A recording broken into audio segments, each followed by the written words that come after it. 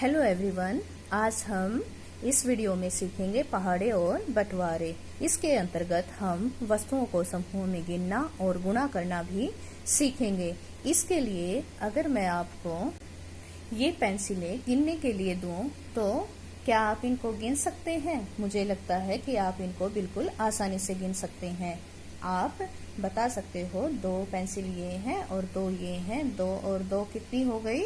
4। तो इसको हम कैसे लिख सकते हैं? 2 जमा 2, 2 और 2 कितने होते हैं?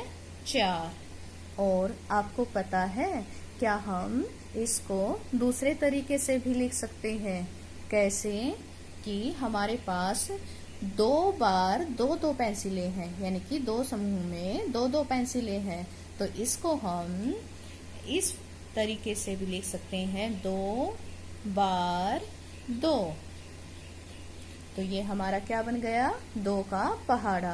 तो यहाँ पर 2 दूनी 4। तो इस तरीके से भी हमारा उत्तर क्या आया? 4। हमारे पास कितनी पेंसिलें हैं? 4। अब मैंने यहाँ पर कुछ स्केच पेन्स रखे हैं, चलिए इनको गिनते हैं। यहाँ पर देखो, मैंने 3 समूह बनाए हैं और हर समूह में 4 स्केच पेन है। तो इनको हम कैसे लिखेंगे? 4 जमा 4 जमा 4।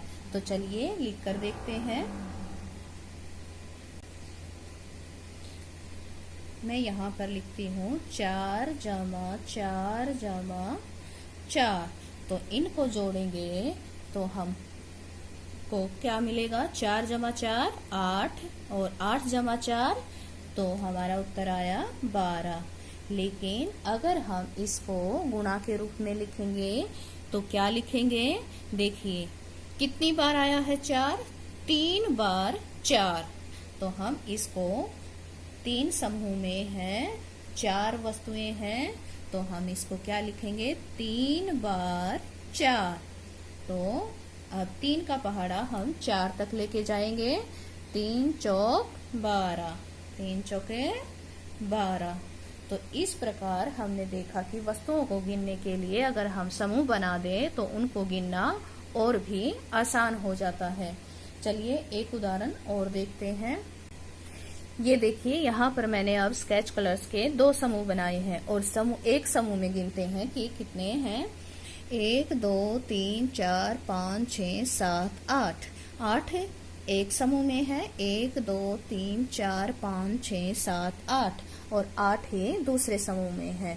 तो इसको हम एक तो जोड़ के रूप में कैसे लिखेंगे? 8 जमा 8, 8 जमा 8 कितने होते हैं? 16। और दूसरे तरीके से हम कैसे लिख सकते हैं? 2 बार 8, 2 बार 8 रखे हुए हैं, तो हम इसको 2 बार 8, यानी कि 2 8 16। तो इस प्रकार हमने देखा कि बार बार जमा से ही हमारा गुणा बनता है। चलिए अब हम इस तरीके से इनको हल करके देखते हैं। यहाँ पर 6 जमा 6 जमा 6 जमा 6, यानी कि 6 को 1 2 3 4 बार जोड़ा गया है। 6 को 4 बार, तो 4 बार 6 ऐसे लिख लिया मैंने। तो यहाँ पर मैं क्या लिख सकती हूँ? 4 बार 6, यानी कि 4 गुणा 6। बार का मतलब क्या होता है? गुणा। तो 4 बार 6, यानी कि 4 6 24। इस प्रकार हम इनको आसानी से गिन सकते हैं। अब आगे देखिए, आगे बताइए मुझे 7 कितनी बार है? 1 2 3। तो यहाँ पर हम क्या लिखेंगे? 3 बार 7। क्या लिखा मैंने? 3 बार 7। और बार की जगह हम क्या लिख सकते हैं? गुना। 3 गुना 7, यानी कि 3 बार 7। 3 सते 21। आगे है 8। तो 8 को गिनिए कितनी बार दिया गया है? 1 2 3 4 5, यानी कि 5 बार 8। 5 बार 8। तो 5 बार 8 को हम और किस तरीके से लिख सकते हैं? गुणा के रूप में। 5 बार 8, 5 गुना 8, 5 अठे 40, है ना? बिल्कुल आसान। तो इसी तरह अब मुझे 10 बताइए कितनी बार दिया गया है? 2 बार। 2 बार 10। और अब हम इसको दूसरे रूप से कैसे लिख सकते हैं? 2 गुना 10, यानी कि 2 ढाई 20। आगे देखिए 12 कितनी बार दिया गया है? गिनते हैं। 1 2 3 4 5 6, यानी कि 6 बार 12। और इसको हम दूसरे तरीके से कैसे लिख सकते हैं? 6 गुना 12, यानी कि हम इसको ऐसे भी गुणा कर सकते हैं। 12 छिक 72। तो ये इस प्रकार हमारा आसानी से हो जाएगा। आगे है 5। देखिए 5 कितनी बार दिया गया है? गिनते हैं। 1 2 3 4 5 6 7 8 9 10। 10 बार दिया है। तो 10 बार 5।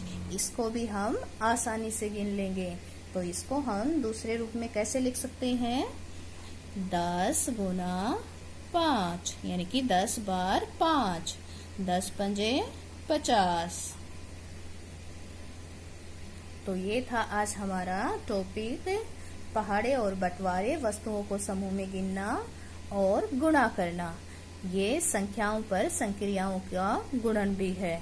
इस प्रकार हम आसानी से वस्तुओं को समूह में गिन सकते हैं। तो उम्मीद करती हूँ आज का टॉपिक आपको अच्छे से समझ में आ गया होगा। आपको इसी का आज अभ्यास करना है।